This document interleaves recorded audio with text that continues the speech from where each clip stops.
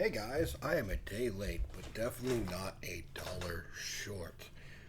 I'm here for our Humble Choice games for the month of June, which came out yesterday on the Tuesday, the first Tuesday of the month.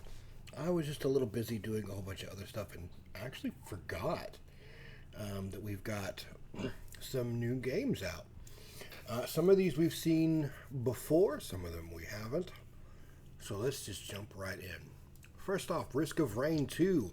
I already have this game, but this is just the standalone game. It is not. It does not seem to be the DLC that comes with it. It is a pretty good roguelike game that my friends at the time that I played with pretty much mastered completely.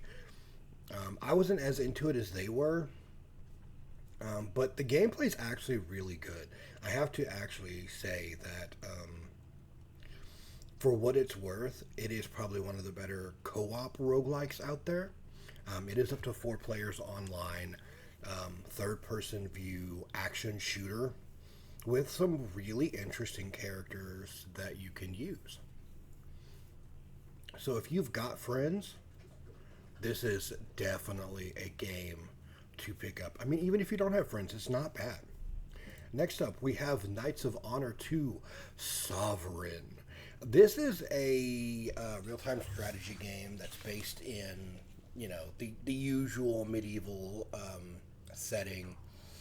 This is in Europe, obviously. Become the king and wrestle over control of Europe in this fresh take on medieval real-time grand strategy. The basic gameplay is pretty much all the same. Yeah. Accessible grand strategy, all the depth of religion, diplomacy, city development, and more, with none of the confusion. Choose your kingdom, select of over 200 kingdoms across Europe, North Africa, and parts of Asia. Real-time gameplay, obviously. You have a royal court, though, with this one. Appoint marshals, clerics, merchants, diplomats, and spies to exert your will across the land, and your basic real-time strategy battles. Lead your armies directly in riveting real-time strategy engagement. And it has multiplayer. So this is like a paramount of real-time strategy games. So if you like real-time strategy games, I mean, again, it's got a 76%. It's not bad. Next up, we have Lego. Me sneezing. Lego 2K Awesome Edition Drive. I guess it's a driving game where you build your own cars. This does come with the Racer Pack, 1 year Drive Pass, Seasons 1, 2, 3, and 4 DLC packs, 550 coins, and awesome bonus packs. So, I mean, that alone, yeah, just getting that makes this actually really good. But yeah, I think it's pretty interesting that it's got the Lego tracks and the world is kind of Lego based, but you can build your own cars using Legos and then race them. I'm still not a big driving guy, so. Next up, we have Warhammer 40k Battle Sector. Loving the Warhammer love recently. This is Warhammer 40k Battle Sector, is a fast-paced, turn-based strategy game set in the grimdark universe of the 41st millennium. Pick your force, develop your army, field mighty heroes, and fight for victory using superior strategy, awesome abilities, and devastating weaponry. Now, I do like a turn-based strategy game. My question is, since I haven't actually seen this one, I'd like to know if it was like specific turn-based strategy, as in like isometric grid maybe, or is it like war turn-based? Either way, sounds pretty interesting. So, The Age of Crimson Dawn. Experience an epic 20-mission single-player campaign that explores the aftermath of the devastation of Baal. Help Sergeant Carleon and his allies purge the Tyranid infestation on Baal Secundus and preserve the honor of the noble Blood Angels. Okay, cool. 20-mission single-player campaign. Done. That sounds great. Skirmish mode. Fight across the surface of ball on maps of your choosing and select either the Blood Angels or the Tyranids in the skirmish mode. Completely customize your army list by picking your units, heroes, and their loadouts. Okay, so it's kind of like, adding the heroes and loadouts, it seems like it's going to be an XCOM type strategy game. Don't get me wrong, that's awesome. Like, amazingly so. And it does have a 90% positive rate. And hey, look, it has a multiplayer mode. Okay. What is this? Each build momentum. Each faction has a unique momentum system that can result in a surged unit. Units that surge are able to string together superhuman chains of actions or use the opportunity to further upgrade their abilities. That's kind of cool. Call in air support. Use command points to call in faction-specific air support abilities. The Blood Angels Storm Raven can obliterate Xenos with a missile barrage, or a deep strike a unit of veteran assault marines behind enemy lines. Meanwhile, the Tyranid Harpy can devastate the enemy defenses with its sonic screech, or scatter the battlefield with its deadly spores. Cool, I might try this out. That sounds really interesting. Next up, we have Miasma Chronicles. I have seen this. I have not played this. This also looks like a kind of strategy RPG game with XCOM stuff. Because as we can see here, we have the XCOM base set of UI. Hopefully they don't have the absolutely abysmal chance to hit. But I'll check it out. I actually saw a guy on Tech Talk, I think, play this game, and I didn't realize exactly what it was until I just looked at this. So he's been playing it since yesterday, so I might have to check it out as well.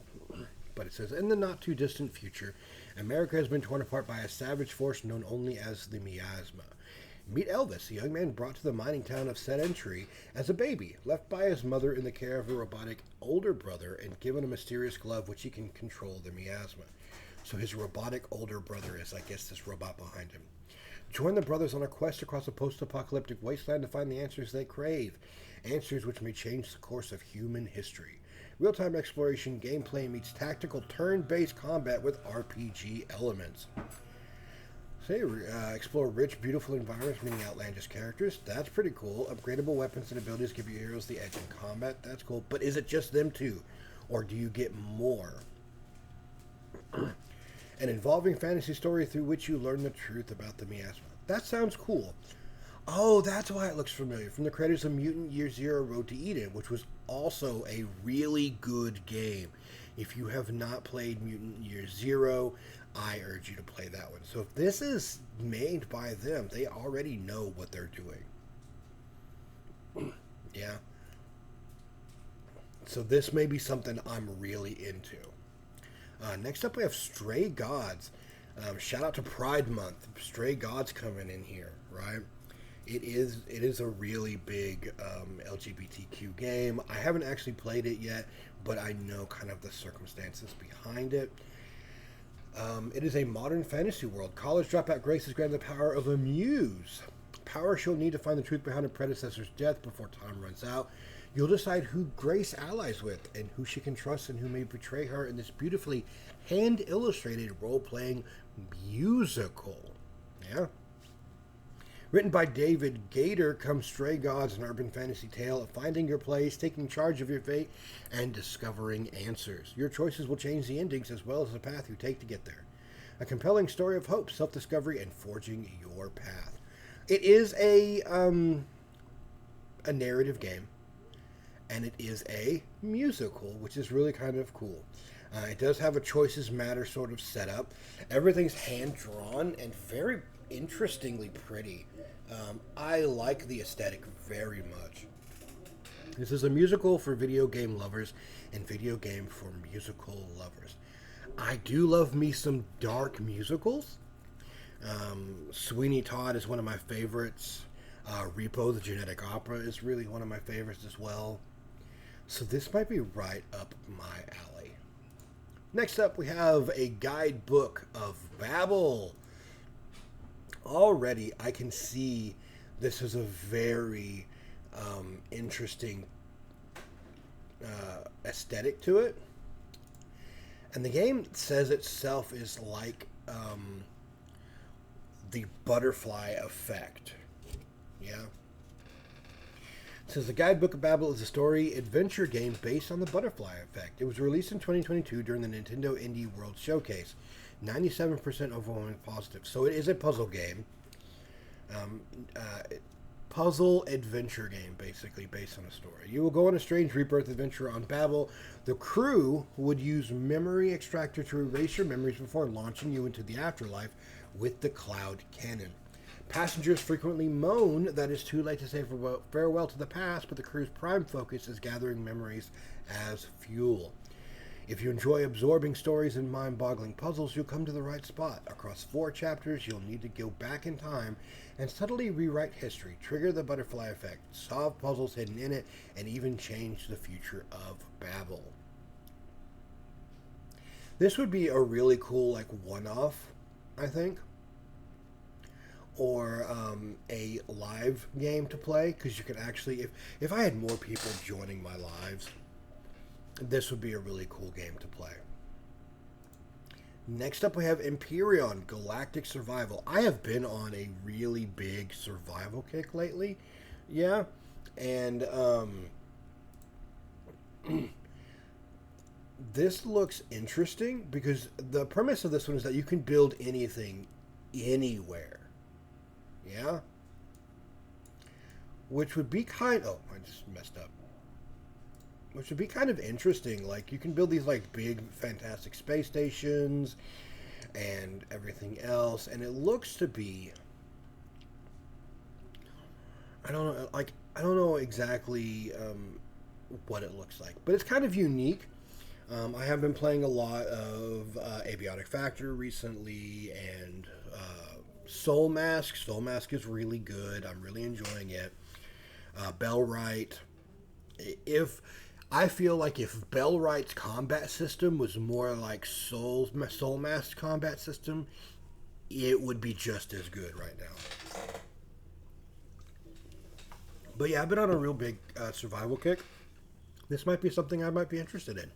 It is an 80% very positive rate.